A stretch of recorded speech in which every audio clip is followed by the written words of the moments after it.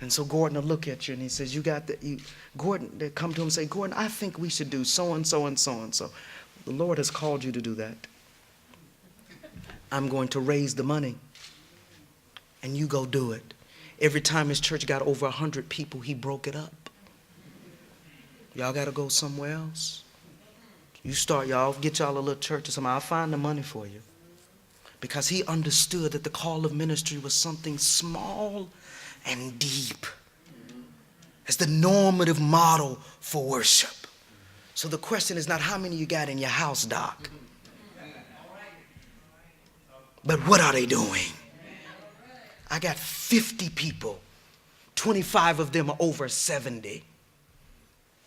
12 of them under 12, about 10, 20-somethings. And those 50 people are going to build a community center in that community because we're going to do small and deep work. That is the model for us to reconceptualize the way in which we do church now, because the church is dead. We may be growing, but the megachurch movement is simply the recycling of members. They go from one church to another. It is not new converts. But it's about who has the sexiest thing right now. What is the most important now? Who's the most visible? What circuits are you on? But Jesus says, tell my disciples if they are looking for me. I'm going to be on the road to Galilee. I am going to Nazareth, where unimportant people are, where folks don't matter. And that our obligation as a church, what we are called to by the biblical mandate, that we must stand in solidarity with those who are catching the most hell. Our solidarity must not be with Eddie Long, but it must be with those 4 boys. Our solidarity must be with those men and women who are subject to sexual violence rendered at the hands of clergy. Our obligation is to stand with the 1 in 4 black men who are HIV positive in New York, the 1 in 3 who encounter the prison system at some point in their lives. That is who we are called to stand next to. That is who we are called to be with. This is what the indictment that hip-hop has consistently given to us. Tupac says that I hate the preacher because I know he's a liar. You ever seen a crack fiend? Now that's eternal fire. That is an indictment on a dead church.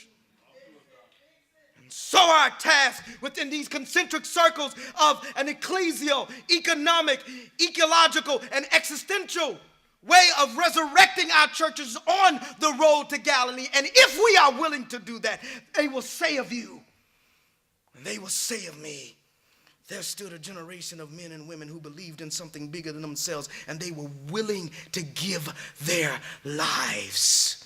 They will say of you, and they will say of me, at a moment when there was the homophobia was rampant in the world, we went and we stood with Tyler, that innocent boy who took his life at Rutgers because he had been exploited because of his sexuality. They will say of you, and they will say of me, that there were church people who walked with me through an abortion and sat with me and honored my right as a woman to have a kind of ethical consideration over my own body. They will say of you, and they'll say of me, well done, well done, well done. Yes, sir.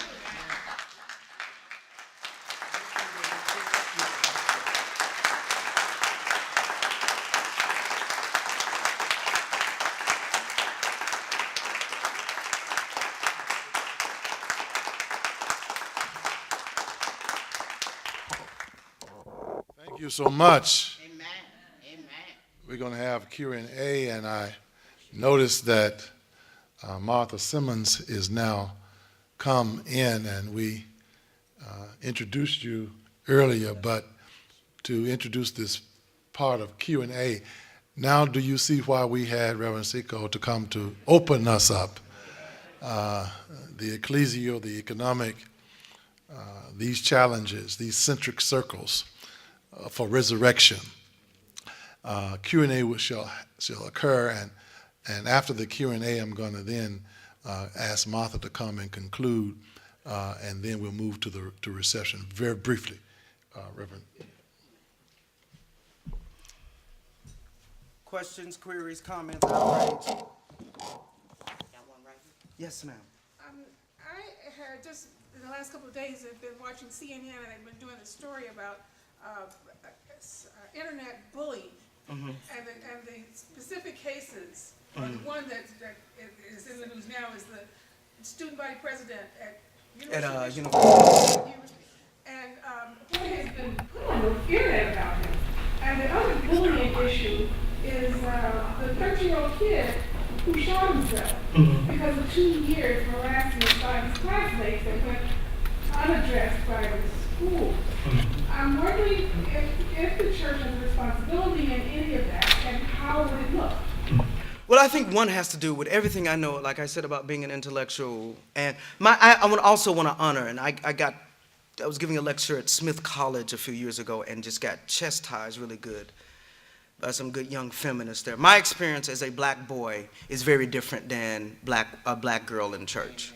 And I want to honor that it's very different. You know, I was a child of a preacher. I'm relatively good looking. And so my life was easier, and I spoke well. And so my life was different inside the church. Now, some women had good experiences, some didn't, but I just want to own that.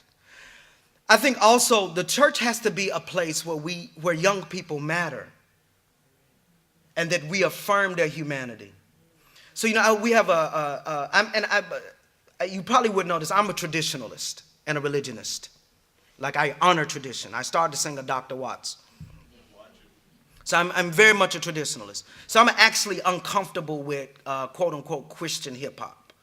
One, I just think is bad. I just don't think it's that qualitatively good. But it's just not my thing, right? I just prefer him. And we have praise dancers, right? I have a whole critique of the praise and worship industry. I think it's predicated on certain market values that are about being TV ready, right? So you get a praise and worship team, do 15 minutes of praise and worship, preach, go to the commercial, sell something, right? It's all about the market. You can see the rise of the praise and worship industry alongside the multinational corporation. They're one for one. So I'm uncomfortable with all that, but I let my children do it, particularly my girls dance, right? So this is one way we counter it. So last Sunday when they danced, I talked about honoring the body as a holy instrument to be deployed in the presence of God that is sensual. So it's important for them to understand that their bodies are not bad, and that sexuality is not bad.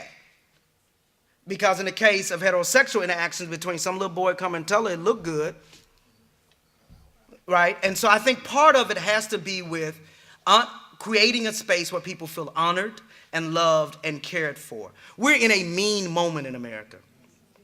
Very, very mean moment. I got my ticket to Paris ready. We're in a mean moment.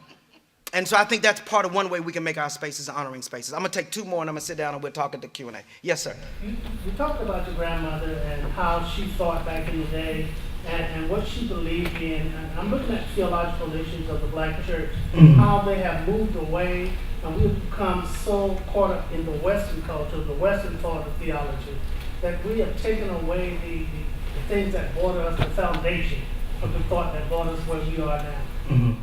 Well, you know, I would push back on a Western African dichotomy as it relates to religious traditions, right? And the reason why I would push back on it has to do with the way in which Africa is romanticized within the framework of certain Afrocentric discourses, right? So I would push back, but I'm gonna concede the question. I just push back a little bit, okay?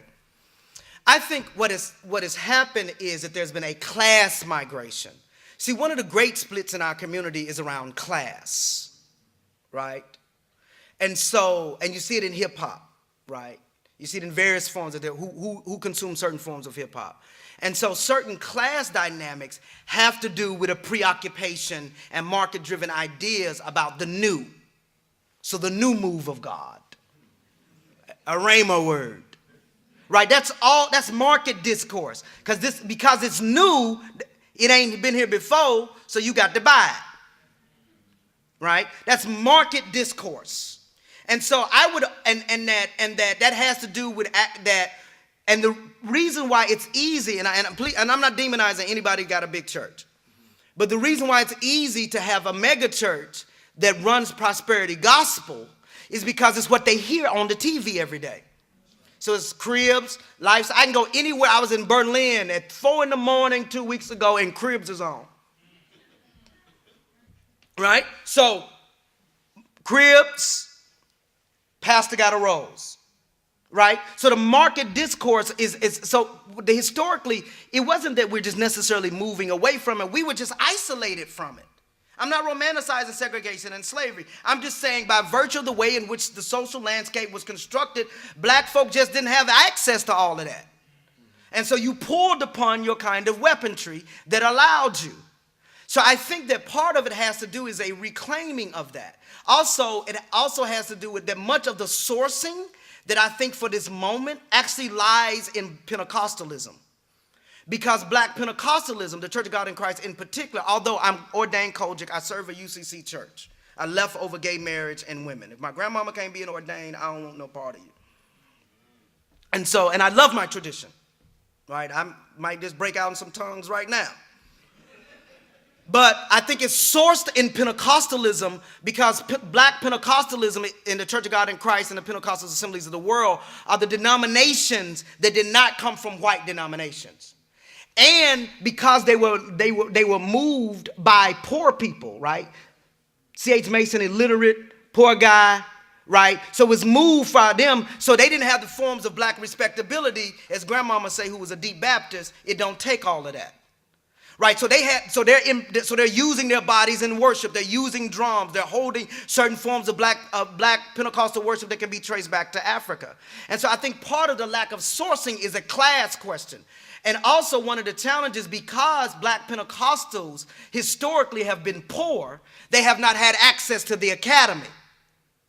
So you get, Bob Franklin down at Morehouse. He's a Kojic boy, right? He'll pop. One of them will pop out every now and then. I'll pop out every now and then.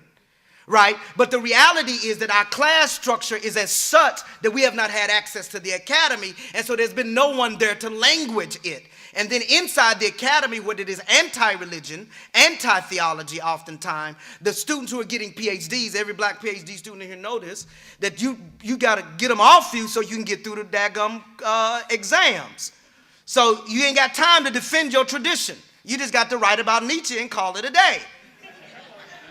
And so all of these structures are in a way that we haven't been able to go and source black Pentecostalism. And I think it actually really lies inside the Pentecostal narrative that is Western, though. Black Pentecostalism is a Western form, right? There's a wonderful phrase that Cornel West uses, and that it's when African souls play European instruments, you get jazz, right? So when African souls played Christianity, they got Pentecostalism.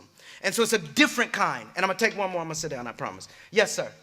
And can I get one more sister, a little gender equity? I know you got Tamara or Monica. I know y'all got something smart to ask me. Go ahead. In Nashville, we've got a common table where we can join together. I'm wondering what your thoughts are on where the black church and the white church can meet. I spent quite a bit of time in white churches. I served one for about a year. Judson Memorial Liberal Progressive Church. Now, I want you talking about God and Jesus a lot. I think one of the real challenges and I say this to black congregations, so this is the same, I go everywhere. Where are the least of these in your project? Who are the most vulnerable members of your community, and how are you standing with them? So I often ask, my white brothers and sisters, and I say this to queer activists, they was like, the black church hates us, they won't come to our stuff. I said, well, when they shot Sean Bell in the back, did you show up? And so part of the solidarity that white brothers and sisters can show is just show up. And it's oftentimes just showing up in a ministry of silence. When the women got this down, somebody died, and they come to the house of death. And they just bring a covered plate. And they just sit. Just don't say a word. But it's a ministry of silence. And so I think part of what can happen is that for white brothers and sisters, like, so it's, and it's not about giving the black churches money, that's nice.